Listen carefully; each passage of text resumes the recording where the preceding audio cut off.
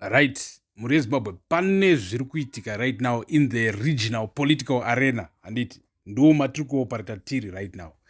So tose tiri kuzviziva isusu kuti zvii zvakaitika mazuva apfuura, but right now tine a statement issued by Mmusi Maimane wepaSouth Africa, akamboita president weDA, right, muri Zimbabwe. So hanzi china Mmusi Maimane paX up, hanzi who is this weak Nochivayo?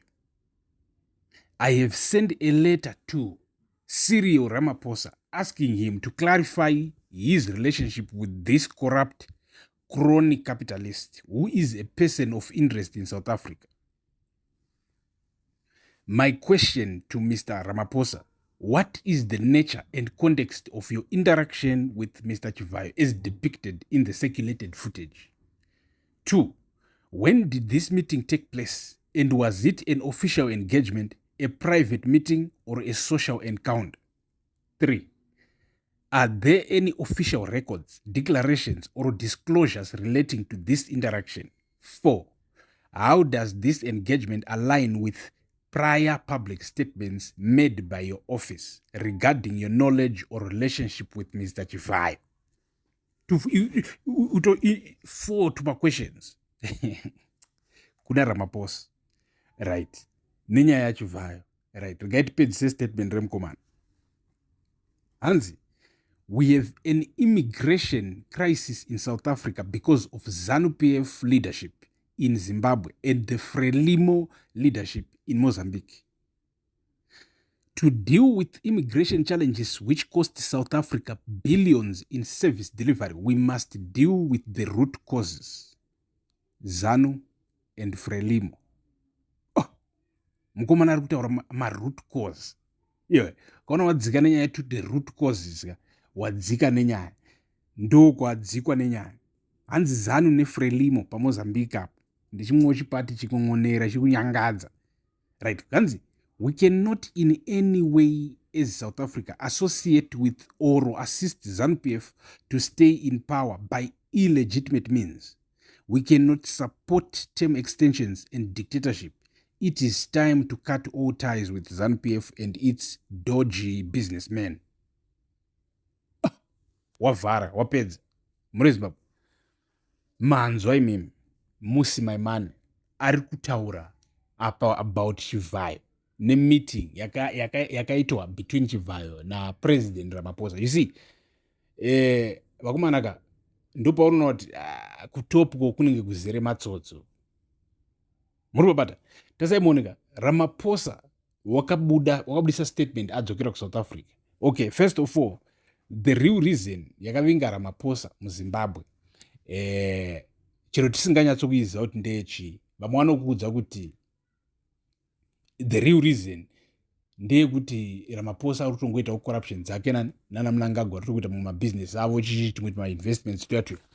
But would he have to fly to Zimbabwe for that? Vanongotaura kapafoni, vanongoita chichi.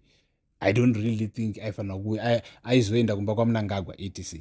Ndo patazobudisigwa isusu na Thabo Mbeki, postera statement raThabo Mbeki. Thabo Mbeki achitaura kuti vakatombogara pasi during nguva yake achiri president wekuZambia ada kuda kuita zvinhu zvisina basa. iZambia Malawi, iZambia ada kuda kuita zvisina basa, same thing yekuda kuextenda term, tikati hatingazvibvumiri kuno muregion medu because once chikao chacho chatanga in one country umonozviita in the next. Muri pabata, ndobva vakatumira president Mogae wekuBotswana, anga ari president panguva yakazoshaika, akanotaura napresident wekuZambia, vakanzwanana, akadropa amendment bill rake. Muri pabata, so wanzwa Thabo Mbeki achitaura saizvozvozvo, you can easily connect kuona kuti so Ramaphosa actually he had to come in person and be diplomatic about it and talk about it nana Mnangagwa. But we don't know as of right now pasati pava nemasigns ekutaridza kuti Mnangagwa wakateerera. Maybe avapo masigns because one ndeyekuti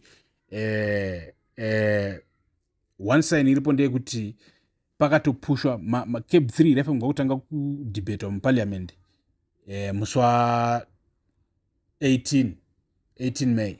and but zvakatopusha zvikatokandwa kupi kuJune 2nd animaiza. So maybe ndo masainzi ekuti Mnangagwa akateerera. So tiri papapo muri Zimbabwe muri kunzwa Maimane achitaura achiakuza Ramaphosa kuti Ramaphosa wakatosangana naWicknell, because as a matter of fact ndo zvakapinzisa vana Sonja mujere kaizvi zvekubudisa evidence yekuti Ramaphosa naWicknell vakasangana before this event, because Ramaphosa wakati haatombomuzivi vangosangana nawe ikoko anga angoriwo part of president handiti. But what South Africans don't know in this case ndezvekuti Ramaphosa actually was there on a diplomatic mission yekuzama kutomisa Cape 3 handiti, yekutozama kutomisa utongi hwaMnangagwa kuti ukondinya, wishing kuti maybe anoteverawo anogona kuintroduce more democracy ani mapabata. So Maimane apa ari kutopusha nyaya iyi achizama kutopinza Ramaphosa futi pama1 ari wese but zvichida pamwe Ramaphosa anga akatouya kutozotibatsira apa ari kutoakizwa kuti iwo uri kutambana naWicknell uchivhaya.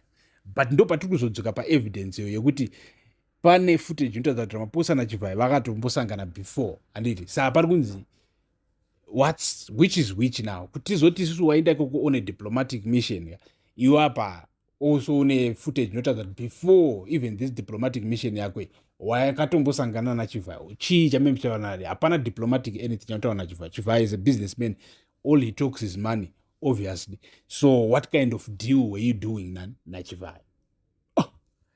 Anyway, muri Zimbabwe mazvinzvira zvinhu zviri kuitika panapa. Taakuda manje kuchikupinzai mumuono watakudza kuti hatisi kutongwa nematsotsi here. Timu rese riri patop apa asi matsotsi here, because taona evidence yekutaridza kuti Ramaphosa wakatombosangana naChivhaya. Ramaphosa wauya kwaMnangagwa waendwa naye kufamu vaita se is this, are we watching a new class of Africans, you know, rich corrupt political Africans, a class of new Africans? Are we witnessing it in real time right now? Are we witnessing this in real time? Was Mugabe doing all of this but tanga tisingangozvioni because kwakusina social media? Is it like that? We don't think so, because kana ukatarisa kana munyika dzakaita sana South Africa, political power is not, you know, something that you are born with or something that is permanent. Politicians in South Africa knows this, so they operate, you know, humanly, you know, chero vachida kuba kana vaita sei vanoshafa zvinhu zvavachizviga vachiita sei, because they know kuti unokaruka wadamwa kupi kudlanga commission watu handwaiza madlanga commission unokaruka wadamwa muparliament utanga kutobvunzurudzwa woitwa vana Keti Matlala etc handimaiza. But muno muzimu manje unoona vanhu vane mari isiri accounted for yokuti vanongozikamwa as the money man kuti uyu mukomana wemari hakuna zvinhu zvakadaro. Tofanira kukuziva kuti uyu mukomana wezikambani rake rePendu nditi Nashe Mutarisi handiti uyu here muridzi weEconet ndimasiwa. So chero akakutaridza mamillions autombovhunduki kana kuvhunza kana kuita sei, because uri kuziva pari kubva mari yake. But vanouya achitaura zve-Intratrack, maybe company inoperate on some other levels, but maproject anenge ichinzi apiwa acho hatina kuona, masolar project hatina kumaona, and too much proximity to Mnangagwa. It's not business, it's, I don't know, it's political mafia game or whatever. But tripo pano pamuzinda wavanhu muri Zimbabwe. Thank you for watching. Stay tuned. Peace.